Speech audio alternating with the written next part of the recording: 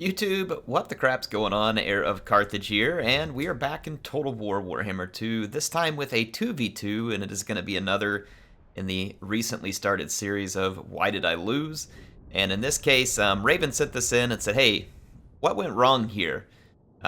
Basically, he said, I thought my build was okay, and again, he's like, I don't really know the meta, I just got the Tomb Kings DLC, and would just love to get some ideas from you. And I'm sure he would love some from you all, the audience, as well. So we're going to be taking a look at the replay and doing just that, giving him some advice, seeing what happens. But before we give any advice, let's look at the armies, let's watch the battle, let's see how it goes, and then we can probably give some proper advice. So as far as his army, he is rocking High Queen Khalida. And Khalida, in terms of being a useful lord for the Tomb Kings, is really focused around, in my opinion, this blessing of Asaph, where she gives extra reload and armor-piercing missile damage to all missile units. And for that to be effective, you saw you need to be in a short range there. And Khalida's army does contain units to buff with it. 2 Shabti with Great Bow. And then there's going to be 3 Skeleton Archers, one of which is the Blessed Legion.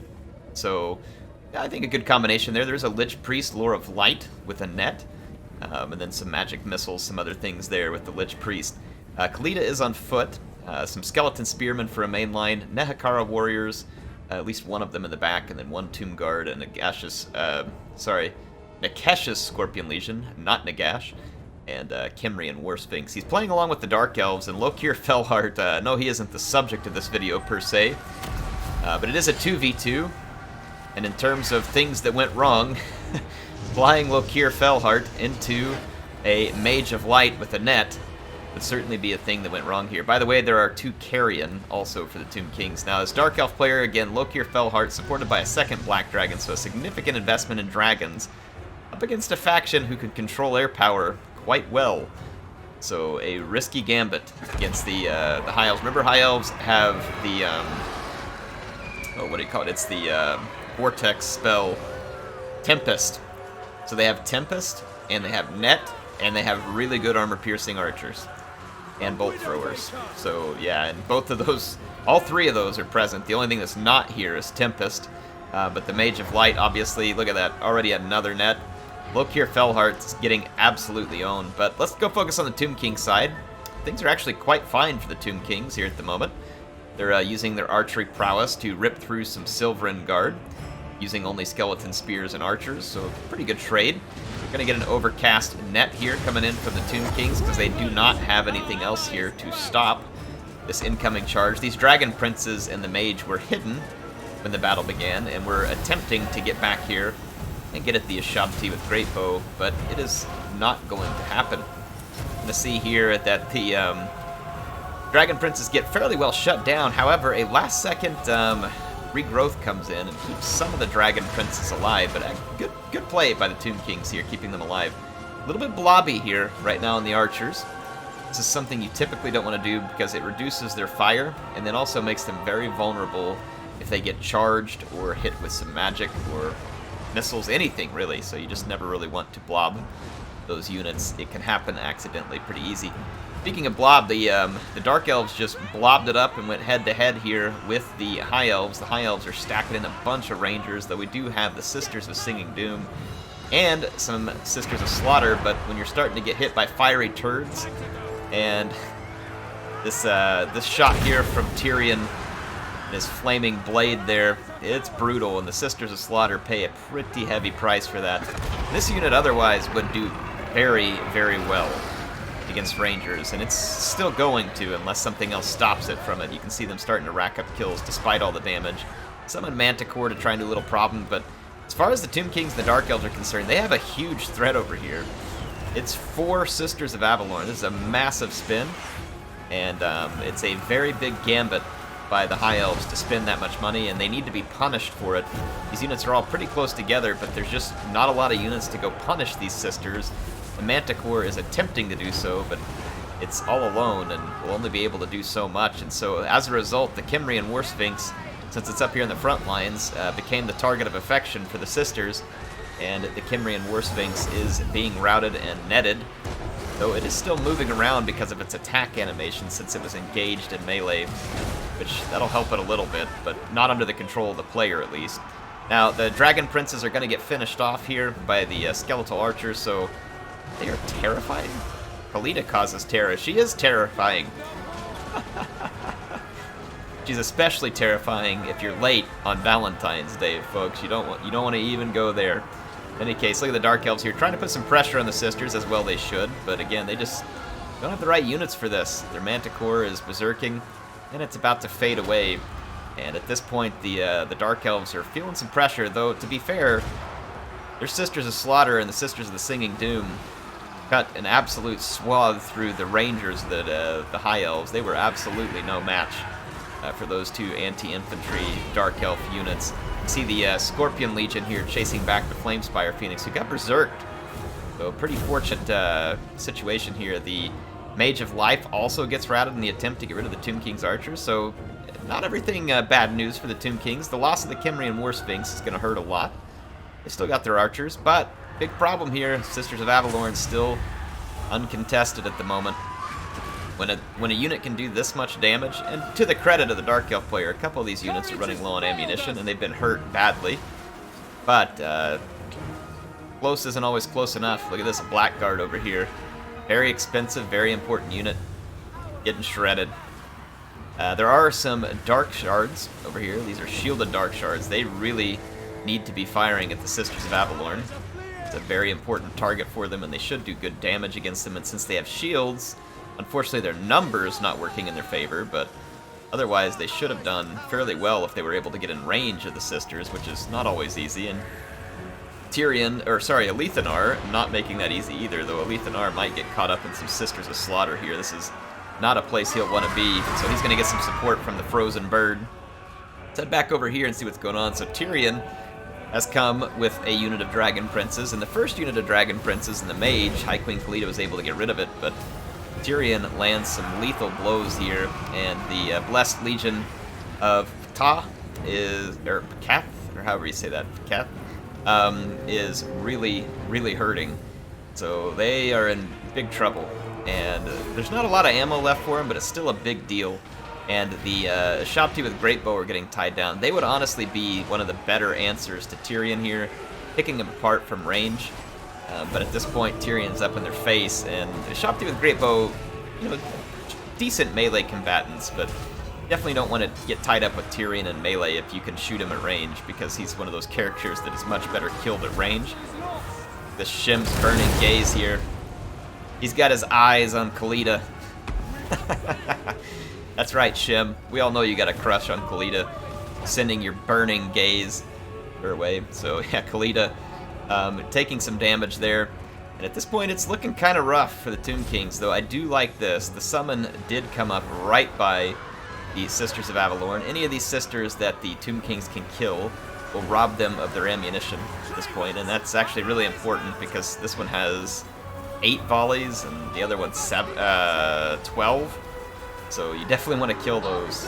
It's a lot of volleys to soak up off of those sisters, so I think a good job overall with the summons here, getting in, doing what it could. I mean, that's 30 some odd kills, 32, yeah, not bad from a summon unit. They were pretty expensive kills as well, but there's still a considerable number of Sisters of Avalorn on the battlefield, and Sisters of Avalorn in a late game with no way to deal with them are definitely a recipe for defeat under normal circumstances. You can see this is Shabti with Great Bow actually survived the engagement with Tyrion, but he's just trucking it away from them. They'll want to target him immediately. In fact, I mean, these Shabti should all be targeted on Tyrion non-stop, and the thing is even when he gets low, and there is the targeting there, so this is a great call. This is where the Shabti with Great Bow should have been focused quite a long time before he ever came into melee. Good net.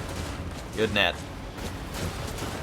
You can see why I'm stating this, and it's because they do massive damage. In fact, in this, yeah, there you go. Everything's targeted on him. They're going to let him have it. Well played by the Tomb Kings right here. No need to charge Khalida in here at the moment, honestly. You've got him netted. Just give your archers a clear line of sight. But remember what I said about Tyrion? That right there. That sucks. And it can totally happen with him when he's got that special ability. So he got a ton of hit points back. So nice follow through here, targeting him as he's routing, because he's going to come back and be annoying another time, and don't even know if you're going to have enough magic left for a net. But That is the reason why you typically don't want to melee Tyrion, is because you spend all the time beating down all those hit points, and then he just gets more and comes around for another pass. So it's going to be a fairly close battle here, but the Sisters of Avalorn now making their presence felt. They're going to start dueling with the skeleton archers. One skeleton archer is out of ammunition, so this does not bode well for the Tomb Kings, and his Shabti with Great Bow just ran out of ammo, leaving Tyrion with over 1,000 hit points. This is not the place you want to be in life when you're Khalida and a Lich Priest, Lore of Light. These are just not things that are going to go well for you. You're going to see Tyrion get in here, and he is going to cut himself a bony boy. Yeah, it's going to be rough. That Lich Priest is definitely in a bad spot. So he's getting ripped apart, and that's going to leave the Tomb Kings in a really bad spot here, because a little bit too much left for the High Elves for them to be able to deal with. You got ammo still on the Sister of Avalorn, a little bit back here with these two units, maybe, yeah, one volley. Flamespire Phoenix, I don't know if it's gone through its healing, it may have. The Frostheart Phoenix still in pretty decent health, so Tomb King's in some pretty serious danger at this point, some pretty serious danger. To their credit, though, they do get rid of Tyrion yet again, so Khalida comes in. She does poison, and it can definitely slow down a unit when she gets into melee. And you can see the skeleton archers really focusing on trying to keep Tyrion out of the fight with their final volley. It may work. They got 3 hit points worth of damage done there. Khalida's going to go into melee with these Sisters of Avalorn. Shouldn't be much of a problem for her, but her getting tied down in any melee right now is just not ideal, because the power bar is already against her, and if she starts to take much, if any, damage, it's going to be over. You're going to see it crumbling. But she does look pretty cool. That was a very nice use of the explosive ability as well. Cleared out all these Sisters, going to bring in some skeleton archers to help. And sure enough, it gets the job done. Able to rout the Sisters of Avalorn pretty effectively there. The Shabti with Great Bow have gone ahead and charged into battle. We do have a fairly, what was a fairly healthy skeletal spear unit out here, but it's quickly being picked apart by overwhelming numbers. It was a little bit too exposed, but probably too little too late anyway when you consider what's left. I just don't think that the Tomb Kings have what it's going to take to cut their way through the remainder of the High Elf army. These Sisters of Avalorn are actually going to be pretty decent melee combatants at this point in the game, where everything's tired and slightly hurt. Another nicely placed Shim's Burning Gaze there from the Mage of Light for some extra damage against Khalida, which again is just stacking the power bar. I think that was some of the last ammunition for Lethanar. It looks like he's got one more shot. Again, definitely not where Khalida wants to be right now, being shot at range. The power bar already so precariously stacked against her. Frostheart Phoenix is moving in. I think Lethanar was lining up his final shot. Yep, here it comes, and it's a hit. It's like, yeah, she just used a magic missile and took that unit out right there, so very nicely done. Khalida not giving it up. But it's definitely going to be a loss at this point, obviously, because this was submitted to the Why Did I Lose show. So let's fast forward, get to the end of this. It's going to be a fairly close battle in the end, and Khalida puts up a valiant effort here at the end, but completely outmatched. So it will not work. And now we get to talk about what went wrong. So specifically he said some tips for next time would be great. So let's get started with some tips by just kind of taking an evaluation of things here at the end. So first of all, when it comes to tips for 1v1 playing as Tomb Kings and 2v2 playing as Tomb Kings are going to be very different, because 1v1s and 2v2s are very different things. When it comes to a 1v1 battle, each faction has to stand on its own strengths and get over its own weaknesses. The way you should always think going into a 2v2 is using two factions to make their strengths even better, or using one faction to cover the weaknesses of another, because the two complement each other. So let's think of that as a good example real quick. The Vampire Counts, being able to have plenty of sturdy melee monsters and rush, maybe being complemented by a faction like the Vampire Coast, which is extremely good from range. So the two can sometimes complement each other, right? And in your case, you have the Dark Elves and the Tomb Kings. Let's think about those two factions. The Dark Elves, people don't consider them to be very high in the meta, But what they do offer is some pretty solid infantry choices, some decent monster choices, and decent cavalry choices. The Tomb Kings, on the other hand, really offer superior ranged choices and just cheap infantry and some solid monsters, right? So if you were going to combine these two factions to greatest effect, it would essentially be the Dark Elves defending a Tomb King artillery line, in my opinion, especially when you consider that on the other side of you is the High Elves. Let's think about the High Elves for a minute.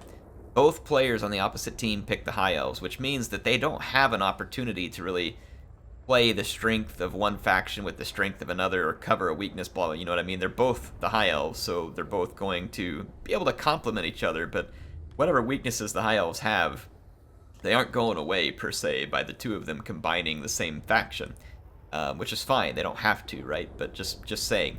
So with High Elves, their strengths are going to be archers, and they have decent infantry lines. Of course, they have some dragons and stuff like that, but the Tomb Kings can counter the High Elves from range extremely well. And you did bring Khalida, you did bring range, but here's my suggestion. Get rid of the Kimrian War Sphinx and most of your infantry. Double, maybe triple casket. And the caskets will absolutely shut down archers and infantry from range. Double is probably fine. You probably don't need more than that, but sometimes you may want some more than that just to do the extra damage. Casket of Souls has extremely long range, and in fact, we'll go look at that real quick. It's extremely good against tightly packed infantry and archers, which the High Elves have with both, and it's very good at hitting High Elf artillery from where it is. The High Elf artillery can't even be in range. The only risk you really got at the High Elves is them getting in some flyers or something else to get after your artillery, and that's where your Dark Elf friend comes in. You get some Dread Spears. Get yourself a Charybdis or a Hydra. Marathi can be really good at defending that stuff because she is a dadgum mud puddle or when it comes to getting units to come in, and then she just zaps all of their stats. So that's a good way. So just saying, you've got Sisters of... sorry, not Sisters. The Witch Elves. So the Dark Elves can guard artillery really well because they have Blackguard and Witch Elves, which are a brutal combination for any flyers or cavalry to try and get through. And basically, you bring the... And I'll just give you an example. Like, if I was playing a 2v2 with the Tomb Kings and I was teamed up with the Dark Elves and we were fighting against High Elves, right, which was the situation that you found yourselves in, I would certainly be wanting to play the Tomb Kings' range strength because the Tomb Kings are absolute boss at range. They're some of the best, right? They are definitely some of the best, maybe with the exception of like Skaven and Coast. And I would say that Tomb Kings offer their own set of threat from range, which is slightly different than those, but comparable in some ways. I don't think the pick of Khalida was a bad choice, especially if you're going to focus from range. So you can stick with Khalida. You had this ability here, which I think was very important. You had some of the other abilities too, which is fine. I'm not going to get too into that at the moment. I would have had probably 3 of these guys at least. Then, like I said, probably at least double casket, maybe more. More would be safer, right? Or you could cut another casket and go like 4 Ushabti Greatbow and double casket. And something like this is going to just be absolutely punishing at range. If a dragon comes towards you, it's dead. The Ushabti with Greatbow are going to shut it down. And if you want to support this, by all means, I think the Light Wizard was a good choice. And the Net of Amantok can be a good choice here. And this can really make someone pay an ultimate price for trying to get into your caskets. So basically, you just use your caskets to dominate. And when you open up the battlefield and you see Sisters of Avalorn, that's the first target for the Casket of Souls, unless something is immediately threatening Casket of Souls, like, say, an Eagle Claw Bolt Thrower. But you also had this, and again, a suggestion here if I was going to bring this army. Remember, the Dark Elf player is going to kind of play your defense role. Like, you can bring like a couple of cheap skeleton spears or something just to help them with the defense roll. So something like this, and then spend the rest of your money however you want. And my suggestion here would be maybe you don't even bring this many spears, right? You just bring a few, and then I would come down here and jump into the Carrion. And Carrion can be great because you can Vanguard deploy these. You're going to have the range advantage with the caskets, and you bring the Carrion in, like let's say they have a Reaper Bolt, an Eagle Claw Bolt Thrower, or just a flyer or something. You just want to tie it down, keep it busy, stop a cavalry charge, that kind of stuff. So this would be a very annoying Tomb King army for the High Elves to have to deal with because it'd be extremely difficult to get to the caskets and the Ushabti. especially if the Dark Elf player came in and had the right army for defending it. I'm not going to demonstrate the Dark Elf pick, but again, just anything that can help defend this. Because the damage is going to get done at range. It's going to get done. If they come at you, you net them. They can't get to you. If they leave their archers or their artillery exposed, then they get attacked by Carrion. And if they don't have those things, use the Carrion to block charges. And again, your Dark Elf player just has to hold the line. And they can certainly do that if they bring the right picks. And so this is the type of thing I would suggest when you're in a 2v2. So as far as the why did you lose, I think that you would have been much better off to go with a pick like this and use the absolute range dominance that the Tomb Kings are going to have over the High Elves. That may sound funny because the High Elves are considered, you know, like a fairly range-capable faction, but not long range. That's where they're going to lose to the Tomb Kings, is at long range. So you shut that stuff down from way out. Another option you'd have here, for instance, you could bring the 3 Ushabti with Great Bow, and you could throw in this Chosen of the Gods. This Chosen of the Gods has like a scattering shot effect that actually makes it pretty good against infantry, whereas typical Ushabti Great Bow are better against larger targets. And so this would allow you to shoot another thing at the Sisters as well as the Caskets. And you could have made them pay big time for the Sisters. And Tyrion would have also gotten absolutely annihilated. As you saw, he already took a ton of damage from the 2 Ushabti with Great Bow. Multiples would have been even worse. So I think something like this is what you should go with. When it comes to Tomb Kings, and you get into a 2v2, almost always, if it's a fight where it makes sense for them to be able to exercise their range dominance, that's how you're going to want to play the Tomb Kings in a 2v2. Have someone help defend you while you exercise range dominance. When it's a 1v1, it's a different story. That's not what we're here to talk about, because we're not here, but anyway, that'd be my suggestion. The other way you can play the Tomb Kings, if you don't want to go for range dominance, and again, not going to make it the focal point of discussion here, is using their monstrous capability for a bit of a rush and some melee, so they can play both ways. But this is the way I would suggest it here. Anyway, hope this helped you out, CJ Matt. Thanks for all the years of watching the channel, and appreciate you sending this in.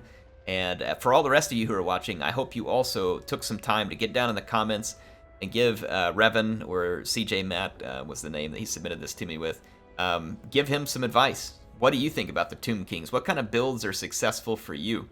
We're talking about 2v2 here, but you know, if you have some 1v1 advice, you'd probably want to take that as well. So give him some advice with the Tomb King since he's relatively new to that DLC. Appreciate him submitting it. If you have a why did I lose scenario or what went wrong type scenario, please feel free to send it to me, airtotalwar@gmail.com, or you can go join my Discord. There's a link in the description. You can upload your replay and tell me that you'd like me to consider it for this, and I'd be happy to take a look at it. Anyway, HeirofCarthage signing out for now. We hope you all enjoyed this one. I will see you soon with some more content in Total War Warhammer 2.